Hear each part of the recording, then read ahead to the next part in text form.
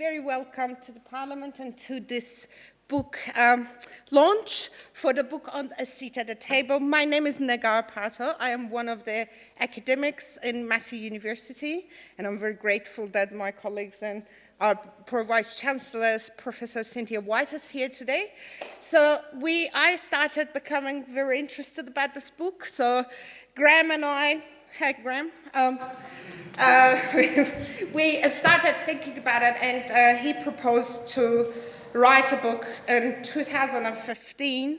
We are now 2020, so 4 years. But we were very, very, very lucky. We had an amazing group of co-authors who wrote chapters, and you can see 4 amazing authors from the book sitting here today for our panel discussion.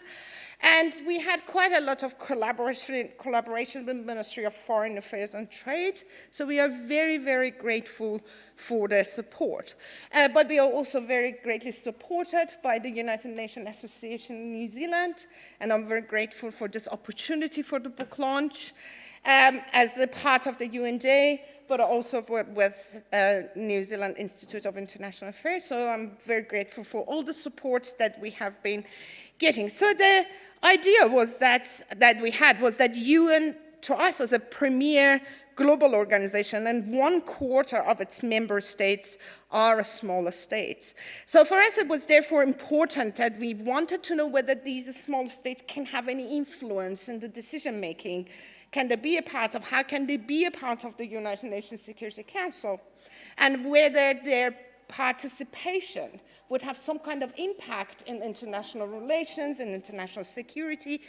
And it was a great opportunity for us as academics in New Zealand to do so, because we ran a fantastic campaign, and Simon, we're going to comment on this, and we won the seat in 2015, so it was a fantastic opportunity for us to start thinking about how people who deal with day-to-day work of the United Nations Security Council actually envisage the benefits or the cost or the importance of participation in such a global council.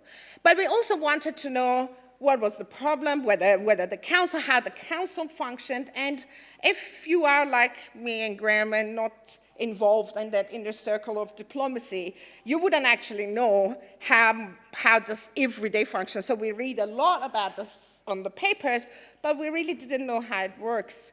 So we started doing some literature review. There was not any book about this. There was a lot of books by academics writing about the UN Security Council, the United Nations General Assembly, but there was hardly any book. We found one book by Sweden, was published in the 1990s, which talks about the Parliament of Sweden and how they worked, collected the kind of experience of people who were involved in it. So that was a part of it. So we had 2 different dimensions into this. One was about how did it impact us as a smaller state, whether it was worth it, what was the cost and benefit. And the other part was about how did we as a smaller state see the work of the UN Security Council, whether the UN Security Council does require reform, or whether it is how this reform can happen, and what mechanism stops and prevents the smaller states to have a voice and a structure in that. So based on this structure, we started to work on this, and since the beginning, our authors have been very cooperative, and I'm not saying that just because they're sitting here. They have been very cooperative, and sometimes we needed to stop the process of publication for one reason or another, and they actually tolerated and bared with us, and here we are in the launch of the book. So I'm very, very pleased into that. So how I structured to do it is that I will ask Graham, who is my co-editor of the book, to speak with you for some time about how did we came up with this idea, and how did we how did it progress? Then I will come back to this meeting, and I will introduce our panels, and I will let you know what the story is and what they do in their everyday job. And then I will leave the panelists to introduce themselves. And then based on the structure of the chapters, I have found two themes that I will ask them a question, and then I'll open the floor for discussions and conversations and any questions that you have.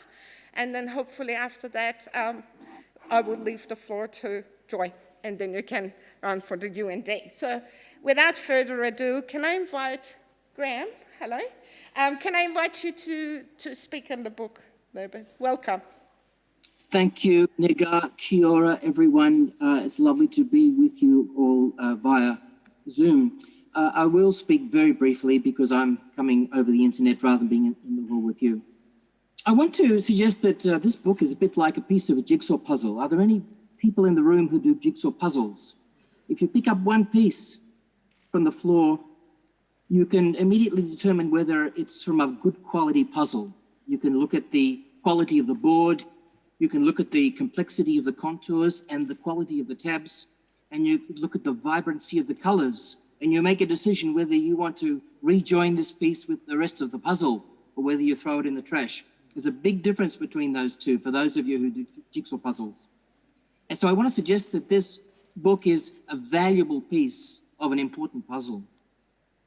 And I'm just going to make a few comments in relation to Negar's invitation to speak, but I also want to hear from our contributing authors. Our motivation for starting this book commenced with the public interest in 2012, 2013, 2014. The New Zealand public was asking, why run? And what will be the cost? And what will be the tangible benefits for New Zealand? I had some other questions in addition to those, which whether a good small state such as New Zealand could make any impact at all in the face of intractable global problems. And there are other mechanical problems or issues such as how does the Security Council function? And the most important question is, does the UN in its current configuration have the ability to deliver global collective security? That, after all, was part of the founding aspiration of the UN, was to secure world peace. So like any good piece of a puzzle, this book delivers some of the answers, but not all. I want to express my thanks, as Negar has done, to the Ministry for Foreign Affairs and Trade. We proposed the idea to then Foreign Minister McCully. He was open to the idea. And then a number of officials, both current officials and former officials, helped us to steer it through. Charlotte Darlow, Colin Keating, Nick Walbridge, Philip Dahler, amongst others. I'd also thank the United Nations Association in New Zealand for being quite a special organisation. It's really one of the long-standing civil society organisations in New Zealand dedicated to promoting peace and development and international understanding. Also, New Zealand Institute of International Affairs has had an ongoing interest in this book because when you look at the literature on New Zealand and the UN, it's NZIA that has, over the years, published reports on New Zealand's engagement. Finally, I want to thank Massey University Press for believing in this book from the beginning and being such a wonderful organisation to work with. And of course, our authors. Now, the authors drafted these chapters and revised them in the midst of their demanding workloads as representatives of New Zealand overseas or at home. Let me turn now to this idea of the good piece of the puzzle. This book, as you'll see from the contents, covers the campaign, the mechanics of the term, and 9 case studies in which New Zealand was heavily involved. And what impressed Negar and I as the drafts came through was the candid nature of the accounts that were given by our authors. Candid nature of discussion on the permanent 5 attitudes toward each other, the permanent 5 attitudes toward the elected 10 members, their attitudes towards UN Security Council culture and rules, the ideas of innovation, and the protection of national interest, when in fact some of these are global security issues. We were very interested in learning of other studies of engagement on the UN Security Council. There's been a recent study published in Canada. As Negar has mentioned, there are not many studies. So when we say this is an incomplete puzzle, and we look at New Zealand's success, level of success in its term, in this term or other terms, we might say compared to what? Compared to other elected members? Where are the studies? What does success look like? What impact did New Zealand have in any security situation in Africa or South America, the Middle East, the Syria problem? What about attitudes toward reform of the UN as a whole or the Security Council in particular? What about the efficacy of UN resolutions and their enforcement? What about New Zealand's stance on UN sanctions and their use? So all these questions that still need further answering are parts of those puzzle. So let me conclude with just a few thoughts on whether the book has any value. Firstly, it's not an official account, it's an authoritative account. Negar and I decided early on that there was no use in academics writing this book. It would be a second-hand account. But what you have is a first-hand account, and it's only made possible because our authors, whether currently with the New Zealand government position in foreign affairs or having left and moved on to something else, were willing to be part of this project. So it is authoritative. And it's from the beginning of the campaign right through to the end. It's from holding the pen as president, holding special committee meetings, informal sessions, breakfast sessions. So what's the value of the book? Is it 2015, 2016? It's quite a while ago. I don't want us to think that way. I want us to think of this book as a stepping board to further studies, further inquiries, to other aspects of New Zealand's engagement with global organizations, international organizations, not just the UN, maybe others as well. And by the way, there's still need for studies of New Zealand's engagement in the drafting of the United Nations Charter. And behind that, there's still room for studies of New Zealand's engagement with the League of Nations. That's a historical dimension, but they're important for looking at what New Zealand's next steps are. The world is still looking for global leadership on the environment, global leadership in humanitarian relief, in economic, social, and human development, and most of all in security and the concepts of security. So there's so much more engagement that we need to be part of. Now, if the UN really is the concept of 3 UNs, there's the member states, there's the UN officials, and there's civil society. What this book shows is that by doing this type of scholarship, there are ways that the 3 UNs can collaborate to make forward progress with improvement of the UN system. I'll leave my comments there. I'll be here in the background, listening eagerly to our contributing authors and what they have to say this afternoon. Thank you very much.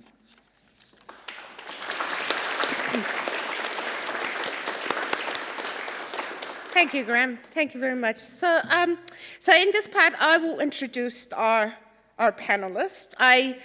Just before we start this meeting, I told them that I kind of organized the name alphabetically through family name. And James thought that it was very scientific. But let's see how we go, if I can get in. So first one, Mr. Simon Draper. Simon is the Executive Director of Asia-New Zealand Foundation from year 2015. He was the Director, United Nations Human Rights and Commonwealth Division and Ministry of Foreign Affairs and Trade with a focus on the strategic design and cross-organizational implementation of New Zealand's successful campaign for the United Nations Security Council of 2015 and 2016. Now, Simon, can I invite you to introduce yourself and say a couple of notes about your engagement with the book? Sure. Thank you very much. Thanks, everyone, for coming along. I know you're all busy, and I know there are people in this audience who have forgotten more about the UN than I'll know. But yes, I was the Director UNHC from early 2012 until the end of the first presidency, the SIDS presidency, and where New Zealand gavelled through the Iran deal in July 2015. The way I describe it is if we had lost the campaign, I was probably the bureaucrat that would be fired. So that's where I saw myself. My chapter, I have to make a confession, I didn't actually write my chapter. My chapter was written by Nicola Hill next to me, because my chapter was about the campaign, and it was a report that was done in September before the vote happened, because I was very conscious of confirmation bias and writing a hagiography. So for those academics, when you read the section on the campaign, from my perspective, be aware it was actually written before we knew the outcome of the vote. I think that my chapter and Sir Jim McClay, who I want to acknowledge in the audience, our 2 chapters on the campaign are by far the most important chapters in the entire book.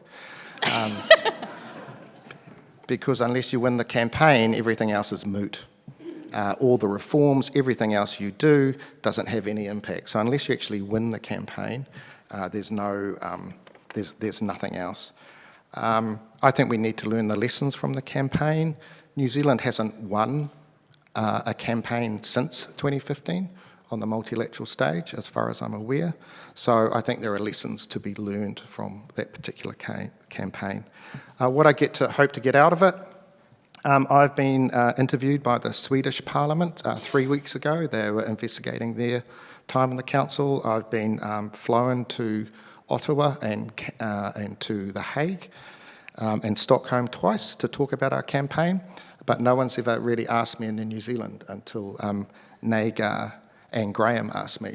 So what I'm very pleased to see is that actually we have a record of that campaign. Thank you. Thank you so much. The next panelist is amazing Nicola Hill. Nicola is the Assessments Manager in the National Assessment Bureau of the Department of Prime Minister and Cabinet since 2017.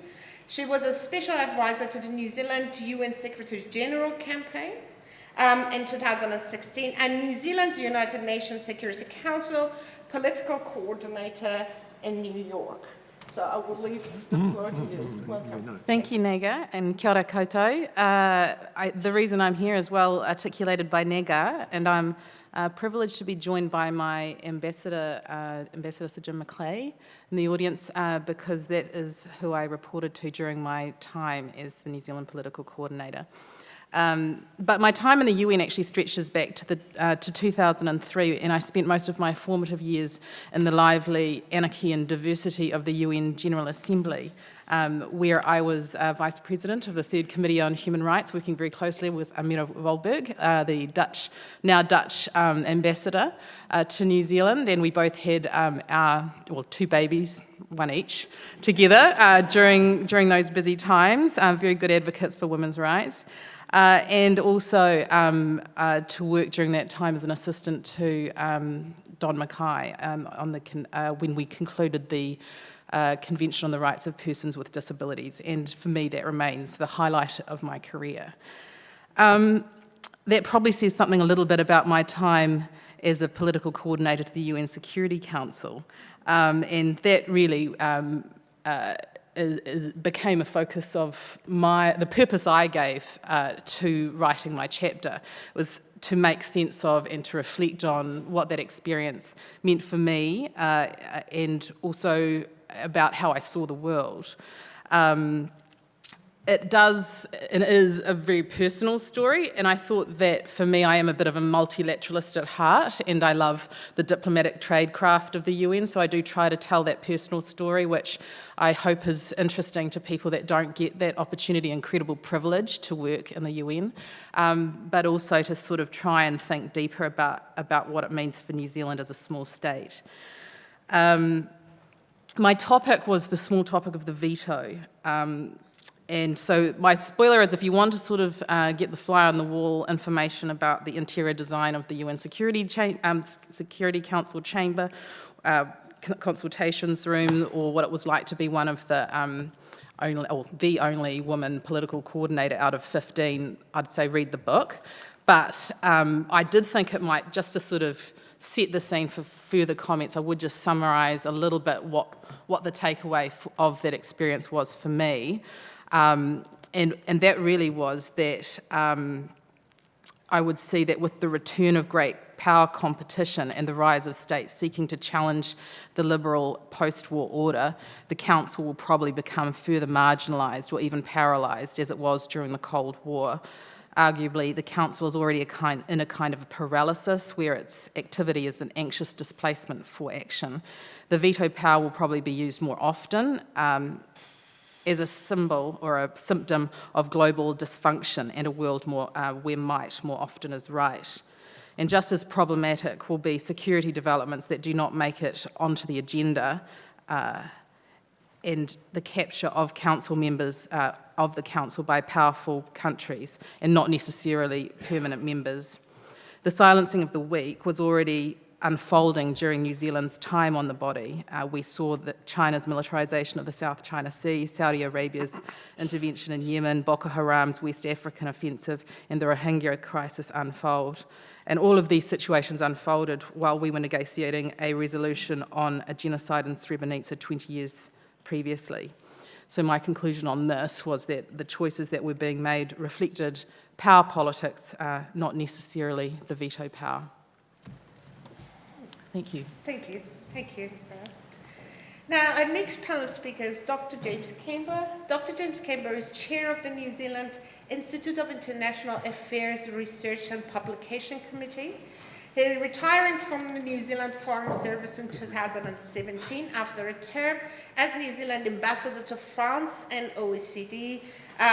James served in Africa, opening the embassy in Addis Ababa in 2013. He was the first New Zealand ambassador to Ethiopia, as well as to Djibouti, Senegal, and Seychelles. And the first resident ambassador to the African Union. He traveled extensively throughout Africa during the period of the Security Council campaign. So James, the floor is yours. Thank you. Thank you, Negar. Kia ora, kato katoa, and like others, I acknowledge former Deputy Prime Minister Sir Jim McCully and also the President of the New Zealand Institute of International Affairs and former Governor-General, Sir Anand Satchinand and Lady Satchinand. So warm welcome. Thanks, Negar, and thanks to the UN Association and to you both, the editors, for this project. As you have mentioned, I do wear the hat of the chair of the research committee of the institute. I'm also here to counter the age bias on this panel because I think I'm the only one present in this room who was present in the General Assembly Hall both in 1992 when we last won a seat on the council after a fairly harrowing 3 rounds, and again in 2014 where of course we won on the first round. This is about an important book, and I was reminded of what happened after the last Security Council tenure when the ministry produced, and 2 volumes this thick, on our Security Council term. And that was published by the ministry itself in the days when the ministry did probably a lot more publishing than it does today. This book, however, is university edited and published. It aims at a wider audience. It talks about the challenges as well as the outcomes, and I think, Graham, you used the word candour. It took time. As somebody mentioned, it's a bit like a good wine. It took a few years to mature. But as an historian, I feel it's incredibly important to have a good record, but it's also important to have a good analysis, and that's what these volumes were not. They were a record, important as they were. This, however, strives both to provide a record and an analysis, because, as we all know, it takes another 20 years, and I don't expect to be, except to my Zimmer frame, involved in the next campaign. It'll be a while before we return to the challenge, I imagine. Our turn will come again if we live up to our obligations to put ourselves up for scrutiny and selection. The Security campaigns are a bit like a peer review process, if you like, carried out in a very public forum, because it examines one's past record as a country and what it has done, not necessarily on the Security Council, though including that, who we are, what we represent, where we situate ourselves in the world in all sorts of ways, and of course what we aspire to do. And of those three things, the first two are relatively easy to measure, and it's the aspirational stuff which is a bit of a challenge. I'll come back to some of the Africa stuff later on. Thank you, Negar. Thank you. And finally, Nicholas Walbridge. Nicholas is lead advisor in trade and economics in the Europe division at the Ministry of Foreign Affairs and Trade. Prior to that, he was private secretary in the Office of the Minister of Foreign Affairs from 2018 and to 2020, lead advisor in the United Nations Human Rights and Commonwealth Division as MFAT in 2017, political coordinator at the at New Zealand Permanent Mission to the United Nations, New York, United States in 2016, Africa coordinator, deputy political coordinator from 2013 to 2016, and research analyst for the Security Council report from 2011 to 2013. He holds a master's degree in political science from international relations from Leiden University and an LLB BA from Victoria University of Wellington. Thank you very much, Nicholas. Please, the floor is yours. Thank you, Negar and Graham. Kia ora koutou katoa. That's quite a long list of roles I've been through, so I won't repeat that. But at the outset, as others have done, I'd really just like to acknowledge our co-authors who are in the audience today, and in particular two of the colleagues, our esteemed colleagues, who I worked with most closely, Sir Jim McClay and Colin Keating. It's a real pleasure to have you all here.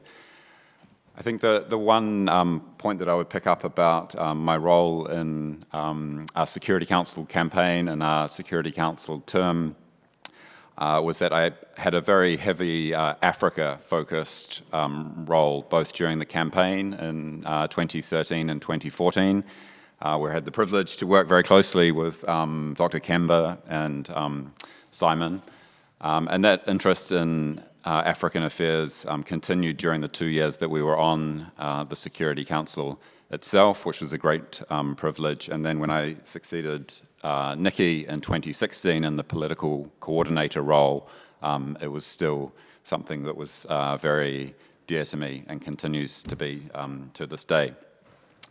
So in terms of my involvement in the book, I was possibly one of the people that resulted in some of the delays earlier on. So again, I'd like to thank Graham and Negar for sticking with this project. It's a tremendously important piece to be published. And I think, as others have mentioned, while there was some delay in our conclusion to being an elected member on the Security Council and this coming out, I think in some respects that's a positive, because it allowed the authors in this book to reflect on their personal experiences and to provide insights and perspectives in a candid and honest and personalized way that I think simply wouldn't have been possible had the book been published, say, in mid-2017.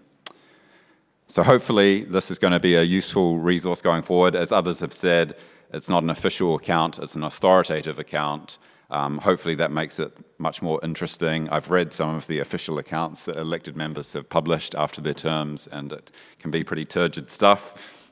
So hopefully this is a great book that will be with people should they choose to dive into it in the years and decades to come. Thank you, Nicola. Now, so I was the editor, and I read the chapters maybe 3, 4, I don't know how many times. And as a result of reading their works, I came up with a couple of themes that they have shared, and they was shared through the threads, through the writings. And I posed a question, so I thought that I will ask them one of the questions, and then we will open the floor to you guys and for asking questions, and then if we have time, we'll look at another theme that we have. So the first theme that we found, both Graham and I, was about cost and benefit. Now, based on your role in the term, whether you were in the campaign or during the implementation of the term, what were the costs of the term and what were the benefits. So we want to know whether it was worth it to do it or not. Now, can I ask Nicola to start? Oh, thank you, Negar. I was going to say you should probably go to Simon. He's the money man with the commerce degree and can tell us probably how much it will cost as well. But I would answer maybe the question at a different level, that I guess I'd see our engagement with the UN system as like an insurance policy for small island states, and the contribution that we make to being a member of the UN Security Council is actually very small in the scheme of our government's expenditure and commitments over the long haul. I think there's a case to be made, given the comments I made at the start, that it's no longer it's not an insurance policy that's covering everything. It's the cover's not what it used to be. And we probably have to think about foreign policy in a different way and think about a world where pandemics and great power competition and transboundary threats mean that the UN can't do everything that we envisaged for it. But I think that whatever the challenges and the struggles, and however small the window for agreement, New Zealand is a member of the UN system, and it's a very small contribution to make to send a small team of people to New York to try and do their best for us. Simon, would you like to comment on Yeah. I was asked that question a lot, actually. What does it cost and what's the benefit? And I say this in the context of someone who believes that New Zealanders generally are increasingly seem to know the price of everything, but not the value of it. We've become quite transactional in that way. My answer was, well, it's the price of entry. That's what the price, that's the cost of it. This is, if you want to be if you want to be part of the rule-making system, then you have to participate. And those rules benefit countries like us disproportionately. So, and also, why wouldn't you want to be on? Why shouldn't New Zealand's voice be heard on the Security Council? I used to say flippantly that Mexican saying, if you're not at the table, you're on the menu. Unless countries like New Zealand are sitting at the peak UN body, we'll just be subject to its whim. And it does fascinate me slightly. When the All Blacks travel offshore or some sporting team, we don't say, well, what sort of hotel are they staying at and how much does that cost? And hopefully no one from the taxpayer union here, but the way that we nickel and dime our engagement on this sort of stuff as a taxpayer greatly frustrates me. To go, and Lucy Duncan, one of our representatives around, had this great idea. We went in with a no regrets policy. So win or lose, the Foreign Ministry was going to be a better organisation for it. So on that wet morning in October, the New Zealand Foreign Ministry knew more about the world at that point than it probably ever has before, because we had to understand what was going on in South Sudan or Algeria or Costa Rica in a way that we don't normally. So you're talking about the benefit. You had the most informed diplomatic service in New Zealand since probably last time we're on the Security Council. The other thing is, talking about benefits, I have a comment. You build capital and you spend it. And, James Kember was the happiest camper in Paris because as a P5, New Zealand ambassadors don't get in to see the P5 very often, but when you're on the Security Council, you do. And you're able to build up capital in a way that New Zealand diplomats just normally can't. So, I know that when I left, we were conscious about leveraging that value and maximising the cost. I don't know. I'd probably say it was about 30 minutes of defence spending or something like that, if you want to know what it really cost. But yeah, for me, the financial cost, minimal. The bureaucratic cost, well, we were learning, and the benefit, well, that's yet to play out. But you build capital. Thank you. Nicholas, would you like to comment on that? Sure. Thank you, Negar. At the outset, I'd say come to this question from a fairly biased perspective. So it'd be really interesting to see what others in the room make of it after this discussion and what the material that's in the book. From my perspective, we did pay a high cost for this. As Simon says, it's the price of membership. We derive terrific benefits from it, in my opinion, and the two are intricately linked because the cost, our strategy was to effectively leave no stone unturned and to make sure that we invested as heavily and as comprehensively as we could to make sure that we got this over the line. And in doing that, we upped our engagement in the world, as Simon has said, to levels that were unprecedented. To take the Africa example, for instance, I think by the end of New Zealand's Security Council campaign in October 2014, we had visited at a high level 52 out of the 54 states in Africa, and the two that we didn't get to, Somalia and Central African Republic, was because of conflict. And that wasn't just a case of doing that for the sake of trying to get a vote. That was trying to meaningfully develop our relationships in the world. That was replicated across other parts of the world, Central Asia, Latin America, and while it might be difficult in the short term to pinpoint some of the tangible benefits that we derive from that in a trade sense or in an economic sense or even in a political security sense beyond the Security Council term, that investment is absolutely critical for New Zealand as a small trading nation that advances our interests in the multilateral sphere through building coalitions and through building relationships. Thank you. Thank you. James, would you like to comment? Thanks, Nicola. As Simon said, among there are a number of benefits, and some of them relate directly to the council itself. We get to play in the big sandpit, okay? That's important because it's a chance to remind others that we do exist, and that's pretty hard going when you're a small country, that we exist, that we have policies, we have views, we have our own interests to protect, we have the interests of some of our neighbours to protect. So that's really important. But it's not solely a matter of what we achieve on the council itself. I think the whole process of a campaign, I mentioned the word peer review before, it shines a torch on us. And that's actually a very healthy thing to do. There's no point in standing up saying we'd like to be on the council if your policy on, well, and the one time we lost, that was our policy on apartheid, of course. But there's no point in standing up if your policies stink. So you do have a chance to be peer reviewed, and if you pass muster, then the chances are you'll be elected. So there's an alignment between our national interests and how we promote ourselves and ourselves internationally. As to the cost, I mean, as Simon says, people are light on the dollar sign. That's a very, I was going to say cheap way. That's a very simple way of doing it. We had a minister who said we weren't in the process of buying votes. Sure, we didn't go out with bags of money. I don't know if you've seen the I can't remember the name of the movie now, where people carried bags of cash around Central African Republic.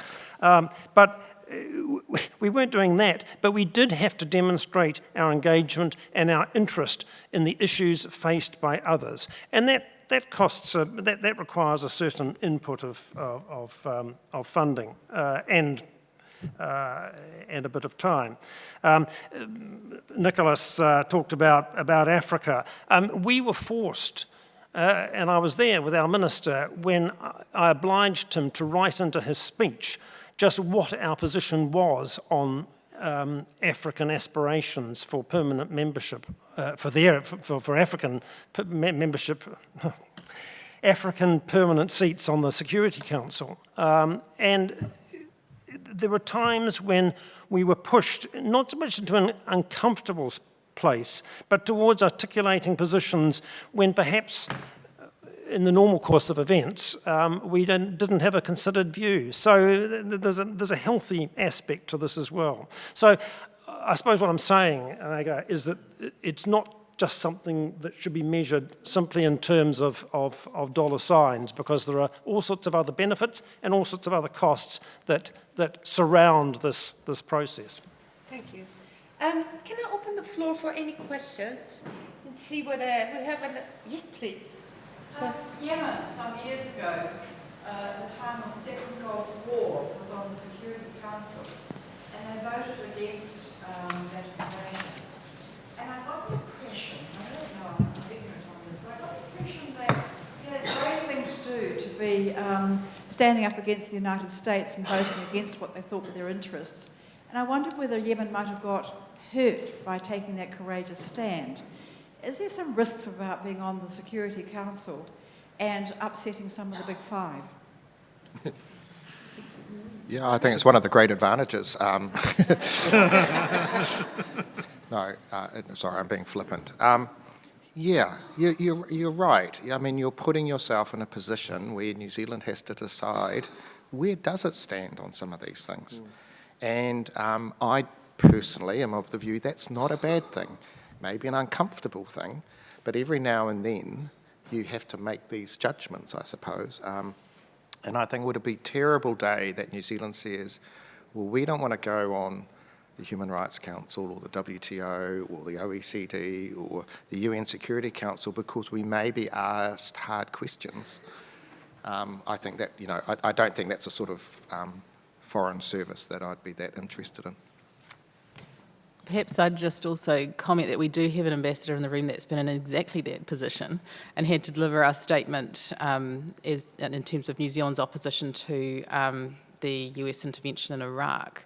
I don't know if Don would like to comment, in fact, on what that sort of personal experience is like from a diplomatic point of view, but the reality is that these decisions are taken by politicians rather than diplomats. So it's an interesting position to be as a diplomat. You do want to see New Zealand take what might be the right decision, but the right decision is going to be judged and weighed according to a range of interests and values, and usually well above the heads of diplomats in New York. But yeah, I certainly remember that pretty vividly, and obviously during the invasion of Iraq, we were in very close contact with Wellington, and I don't think it would surprise anyone that Prime Minister Clark had her fingers very much on the levers of what we were doing in New York. But it wasn't actually always understood, and I remember that when I gave a number of statements in the Security Council setting out the New Zealand position, I actually got assailed in the media back here in New Zealand for saying these things. That's fine, we can hear. I got assailed in the media who appeared not to understand, in some segments of the media, that obviously when I was making this sort of statement in the UN, I was not making it as Don Mackay, I was making it as the voice piece of Helen Clark and of the New Zealand government.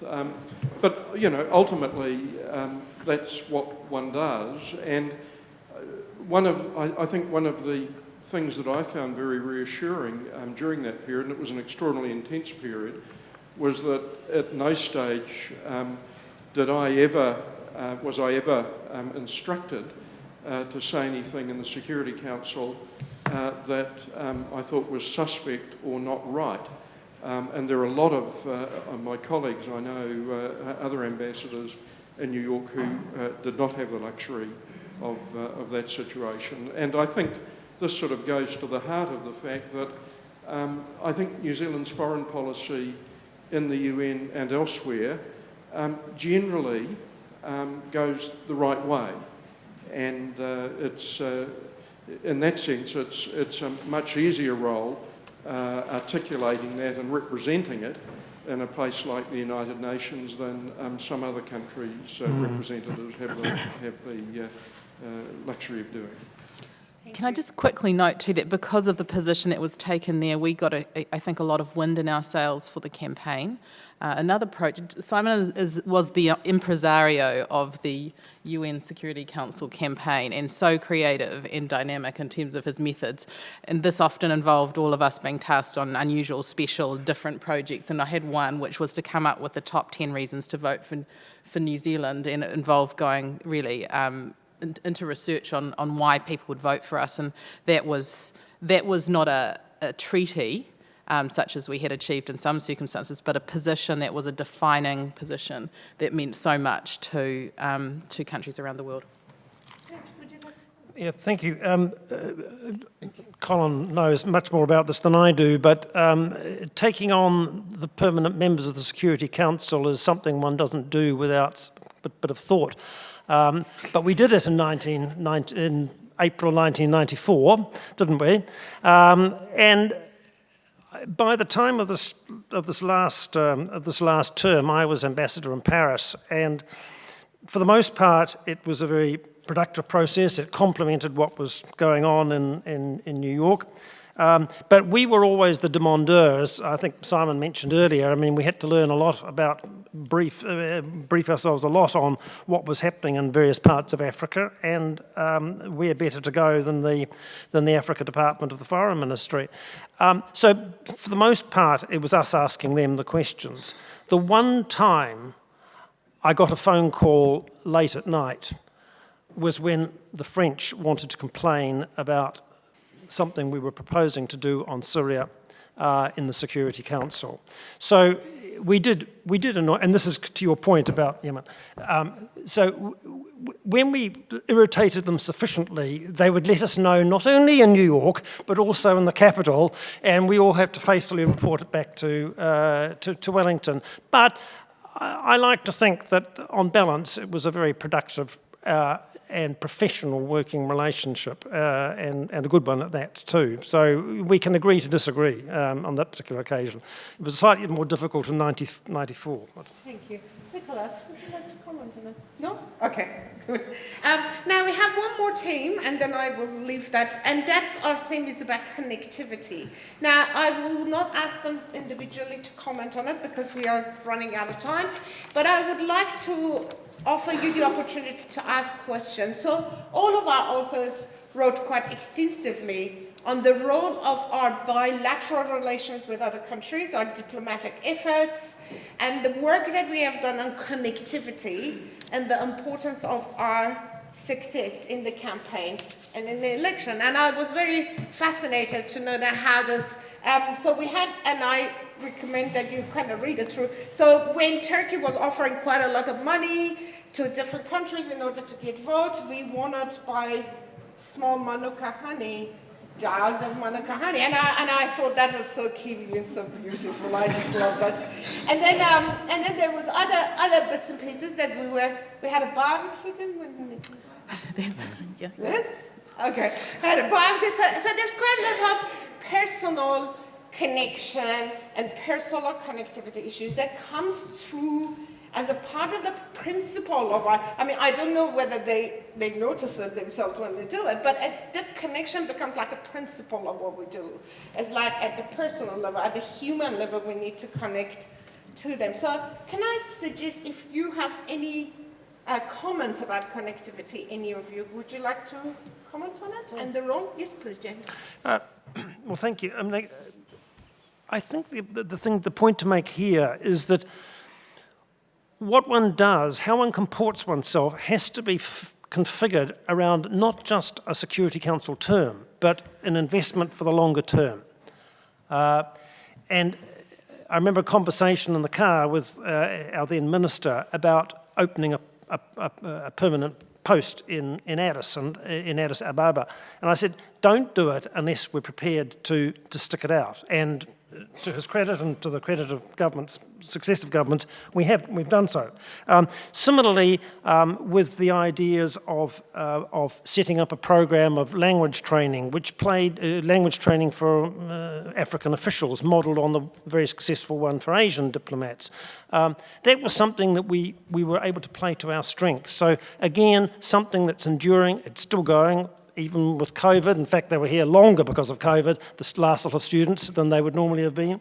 The handbook that we produced for the African Union, these are all things which have been done for the longer term and are still going. So I think the main thing is we don't try and compete with those with larger budgets. We try and make the connections. Our competitors opened posts and established air links. You mentioned Turkey. So our role was to do things within our mandate, within our budget, and to do them so that they would be sustainable and endure. And that's the sort of connectivity which, for me, is really important. There is nothing more rewarding for me, having suggested the program be established, to go up to the university twice a year and talk to the African diplomats who are here, usually for 3 months, in the last lot for about 6 months, but that was COVID. Thank you. Thank you. Simon, yeah, I'm conscious of time, but I think this question of personal touch is a really interesting one in the time of COVID, because I do think we are losing touch, that personal touch with the outside world, and I think that's going to be a challenge for New Zealand and New Zealand diplomacy. Coming to cost, my advice to others when they ask me is the best bang for buck for us was sending our special envoys and bringing PRs to New Zealand. That was the personal touch. We've come all this way to meet you, and we had PRs who thought they were going to somewhere off the coast of Scotland when they came to New Zealand. So getting them here and seeing them who we are as people. I think Sir Jim got RSI, handwriting, personal notes to all the PRs before the vote. That was a very personal touch. Because voting in the council, for those who don't know, is a personal thing. You have a piece of paper and you write the name.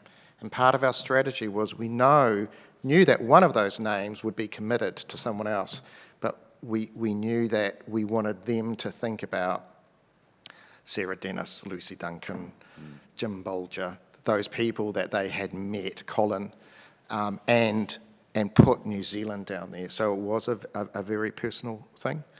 And I think it's something that we undervalue a bit ourselves. The email doesn't suffice, the TPN doesn't suffice.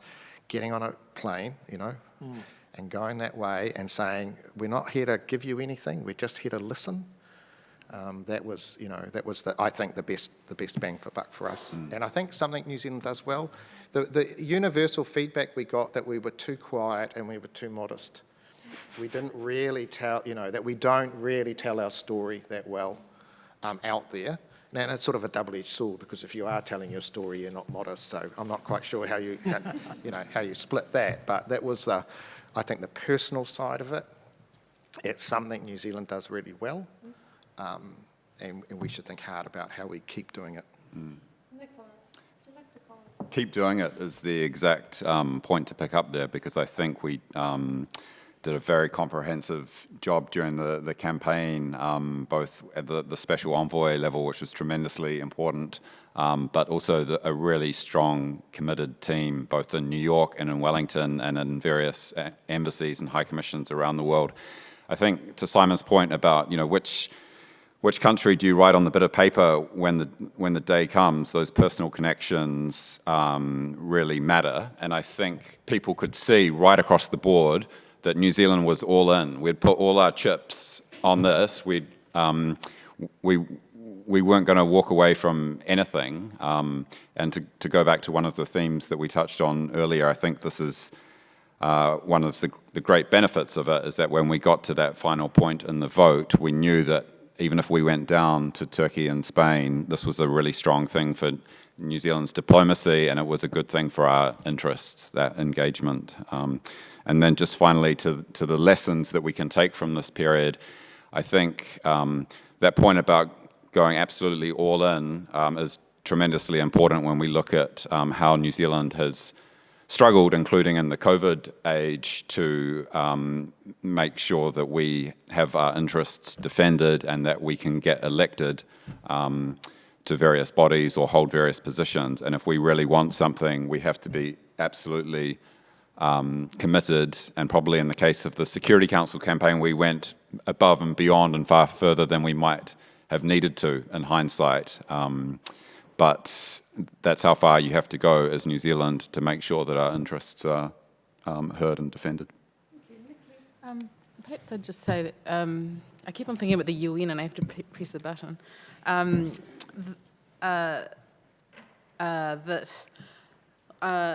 It's also about, I guess, in the UN Security Council, it's not a very personal and diplomatic environment. It's very different from other diplomatic environments I've worked in. And we tried to bring that into our membership as much as the campaign.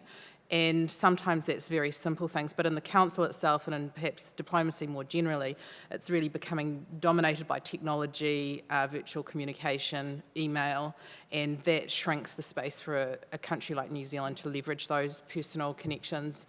I think for those of us involved in the UN, we think it comes down to that trust that you build up over years of what your country does and then how you behave.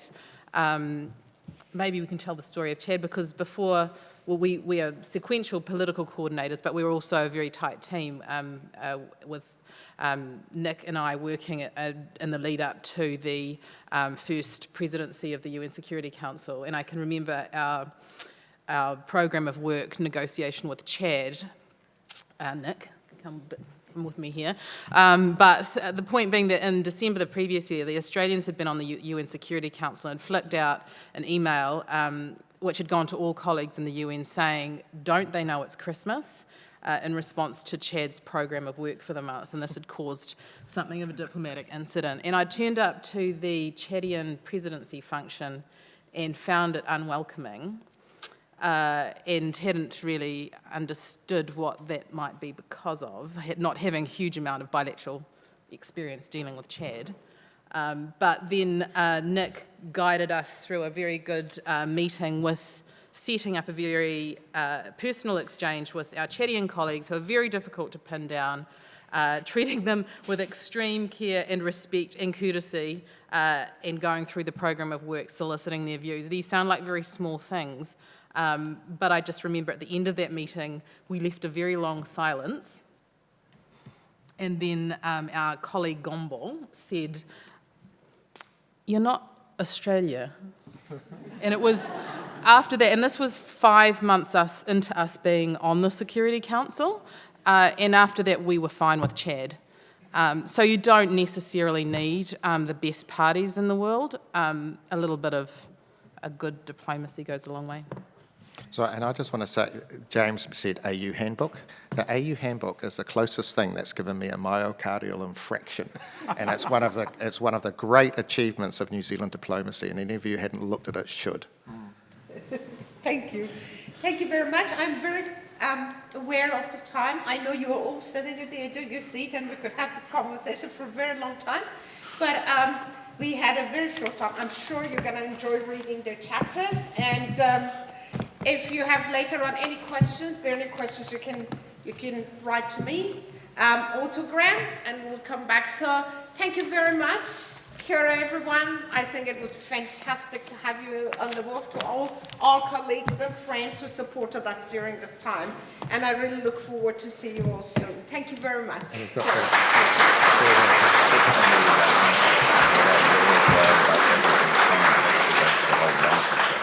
Kia ora koutou katoa, good afternoon. It's a privilege to be asked to give a vote of thanks to Negar, Graham, who was on the screen brilliantly, and for a moment again, and to their panel of co-authors in order, Nick Walbridge, Nicola Hill, Simon Draper, and James Kember. Now the journey of this book from its inception is really thought-provoking, and we've heard a little bit about that this afternoon. We've heard about those directly involved in the campaign for New Zealand to be voted onto the Security Council, and we've heard captivating personal experiences from those involved on the Security Council for those years. We've heard, and you can read about it in the book because I've already read many of the chapters. You can read about it, and we can be very pleased with New Zealand's promises to pursue UN reform. It's encouraging to hear that New Zealand's efforts to improve the Security Council, and by those improvements to help defend human rights and provide peace and security. It's positive to hear from the panel, and you can read about it, the focus and attention of the New Zealand team in attempting a procedural reform of the Security Council. And currently Colin Keating and others are working on various papers promoting that in New Zealand. This is a first-hand account, and that's what I think that makes this book quite brilliant. Sometimes a personal story, as we have heard today. And we can, just thinking of today, from the price of entry, as Simon was saying, to, quote, playing in the big sand pit. And we've heard that story today, and I encourage you to read the book. I acknowledge the perseverance of Negar and Graham to edit the book and bring it to publication. Bravo, congratulations to you all.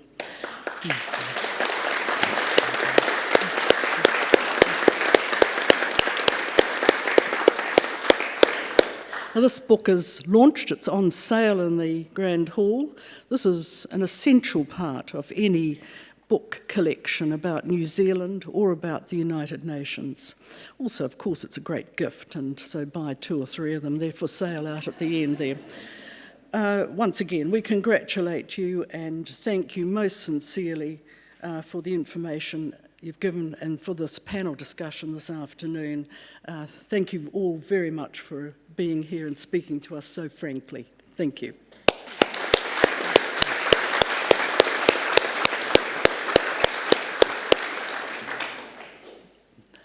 I wasn't asked to say this, but I know that we should pause a moment, and we're going to be welcomed into the Grand Hall, called into the Grand Hall. So if we just pause and wait for that to happen. Thank you.